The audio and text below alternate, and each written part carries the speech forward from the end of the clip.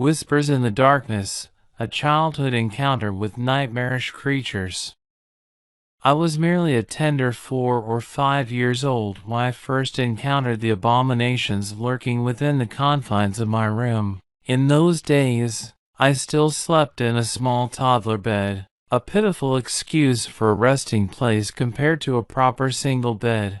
It was intentionally built low to the ground to prevent me from rolling off in my slumber. Adjacent to the foot of the bed, pressed against the wall, stood a colossal red toy box, fashioned out of ghastly plastic, resembling a cursed treasure chest. The box overflowed with an assortment of playthings, predominantly tiny figures representing characters from the animated shows I watched: Street Sharks, He-Man, Thundercats, Biker Mice from Mars, and a smattering of Pokemon figures. Although Action Man dominated the collection, a feeble night light, a meager plug-in device attached to the headboard, took the shape of a crescent moon, casting an eerie, faint orange glow that persisted throughout the night. My mother, in her perpetual concern, always left my bedroom doors slightly ajar, granting a sliver of illumination from the nearby streetlight that seeped through the hallway window. This light painted a chilling,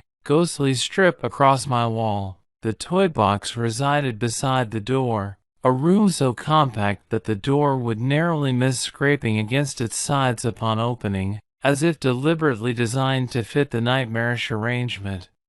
The creatures roused me from my innocent slumber with an unsettling cacophony of cracking and squeaking, reminiscent of a dog gnawing on a plastic ball. Faint bumps and thuds echoed from the foot of my bed. I arose, my eyes heavy with sleep, my mouth agape, still caught in a daze. As I sat there, I listened intently. The rustling, the clanging of objects, the snapping and gnawing, all merged into a sinister symphony creeping over the footboard. Amidst the relentless commotion, a faint squeaking emerged, barely audible, resembling the feeble sounds of a guinea pig rather than a mouse. Yet, there was an eerie twist to it, as the tone inexplicably descended into a low growl. Slowly, I elevated myself onto my trembling hands and knees, crawling cautiously toward the edge of the bed.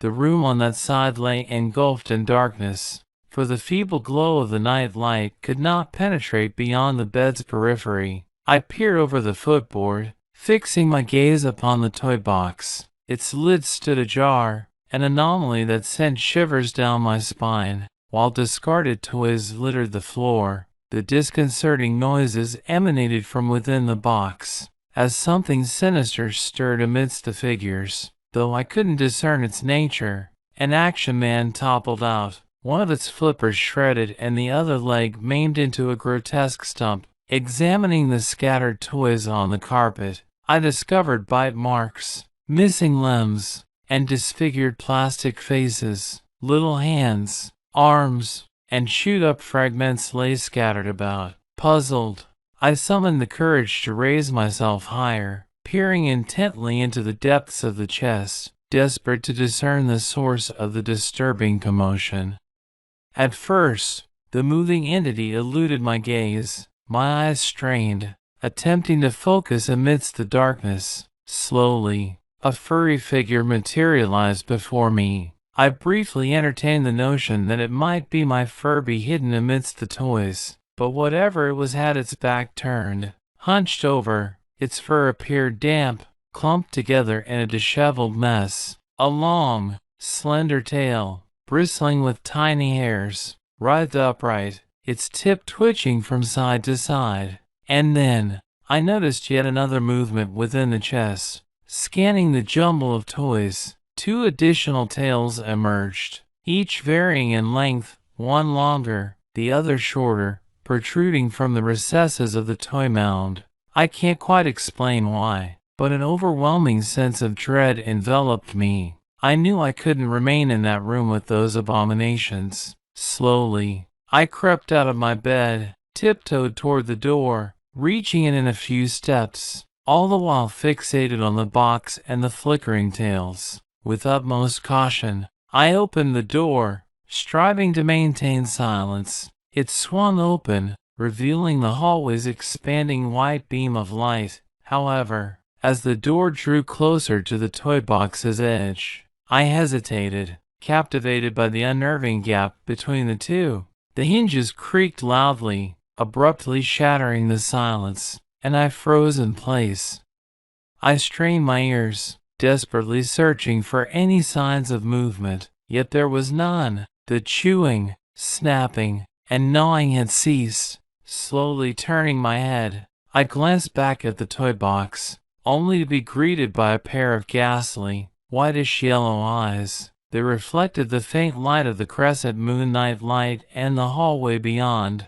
Those eyes didn't seem to focus directly on me, but rather gazed off to my right, fixated on the door. A leathery, wrinkled nose twitched as two elongated slits expanded and contracted, emitting a slow, wheezing breath. And then, the creature's mouth began to open, stretching wider and wider, devouring most of its face. Within this grotesque maw, needle-like teeth gleamed with malevolence, coated in strands of saliva. Plastic remnants and fake hair were impaled and trapped among them, haphazardly arranged without any discernible pattern, protruding outward or hanging downward in various sizes and thicknesses. Bizarre appendages, reminiscent of horns or ears, sprouted from its crown and around the eyes, as if the eyelids had elongated into twisted, pointed spikes. Motionless, both the creature and I remained frozen. However, without warning, toys were displaced, and two more heads emerged from the disarray, all fixated on the doorway. Each possessed those same haunting white and yellow eyes, resembling pools of curdled milk. My heart pounded fiercely within my chest. Tears welled up in the corners of my eyes, as fear consumed every fiber of my being. These creatures varied in size, ranging from a diminutive specimen to one as large as a rabbit, the latter opening its mouth wider than the others and emitting a haunting squeak, initially a mere breath, a whisper, escalating into a muted, prolonged squeak that abruptly transformed into a low growl. This jolted me out of my paralyzed state, and I swiftly swung the door open, bolting down the hallway. The sound of claws scratching against the laminate flooring pursued me, while a searing sensation emanated from the depths of my stomach, spreading through my trembling body like scorching fire. Wailing uncontrollably, tears streamed down my terrified face. I raced past my brother's closed bedroom door, the open bathroom door, and finally crashed into my mother's room at the far end of the hallway. Adjacent to the window, the patter of claws on laminate transformed into heavy thuds against the carpeted floor. My mother's bed, one of those elevated Ottoman-style structures, stood high off the ground. I hurled myself towards it, crashing into its side, kicking my legs and clutching handfuls of the duvet. I pulled myself up onto the lofty surface. A sharp pain shot through my left leg, just above the ankle, prompting me to cry out in agony. My mother spun around, her face filled with concern. "What's the matter, my dear?" she murmured, gently pulling me onto the bed. "There are monsters in my room," I managed to utter through tear-streaked cheeks and trembling breaths. "It's just a bad dream, my little one," she reassured, enfolding me in her protective embrace, cocooned beneath the thick, downy duvet. I wept for a while, comforted by her soothing touch and the gentle strokes through my hair, until sleep overtook me once again. For a long time, I managed to suppress the memory of that horrifying night. It faded into the depths of my subconscious, obscured by the passing years. However, nearly 26 years later, as I lay in bed with my wife, our peaceful slumber was interrupted by the sudden arrival of our 3-year-old daughter. She burst into our room, terror etched across her face, exclaiming that there were monsters in her room, with their sinister white eyes. In an instant, the floodgates of memories burst open, inundating my consciousness. I scoured the depths of my mind, but found no stories or accounts that matched my own. Driven by desperation, I decided to share my tale here, hoping to find solace and perhaps some answers from others who might have experienced something similar.